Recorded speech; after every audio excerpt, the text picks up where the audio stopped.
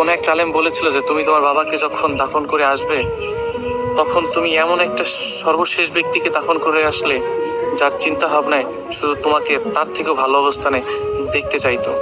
আসলে পৃথিবীতে যারা বাবাকে হারিয়েছে না, তারা হয়তো বলতে পারে যে আসলে বাবা হারানোর যন্ত্রণাটা কেমন। আমার বাবা 3.5 বছর ধরে, মানে এই যে ডিসেম্বরে 4 বছর পূর্বে 21-এ মারা গিয়েছিল। তো তার প্রত্যেকটা মুহূর্তে না আমার কাছে কেমন মনে হয়েছে যে আমার বাবা মরেনি, আমার সাথেই আছে। এই বুঝে আমাকে ফোন দিয়ে বলে বাসায় আয়, বাসায় আসিস না কেন, এরকম মনে হয়। আসলে বাবা হারানোর যন্ত্রণা বা পরিবারে মা বাবা হারানোর যন্ত্রণা যে কেমন জানেন, এটা আসলে বলে প্রকাশ করার মতো কিছু নাই। এই যে এই কবরস্থানটা দেখতেছেন না, এখানে আমার থেকে আপনার থেকে অনেক অনেক বুদ্ধিমান বা ভালো লোক এখানে শুয়ে আছে। কুল্লু নাফসিন যায়কাতুল মউত, প্রত্যেকটা প্রাণীকে মৃত্যু স্বাদ গ্রহণ করতে হবে।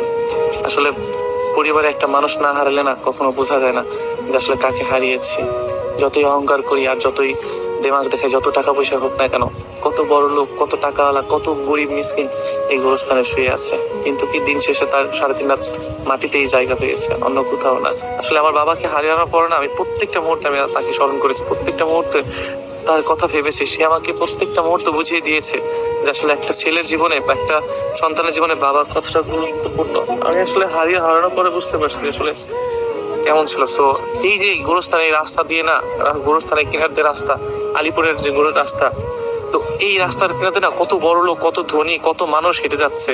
হ্যাঁ, কিন্তু দেখেন দিন শেষে তার এই কবরস্থানে দিন শেষে কি যখন জীবনটা ফুরিয়ে যাবে তখন তার এখানে তার সারা জীবনের বাসস্থান এখানেই করতে হবে।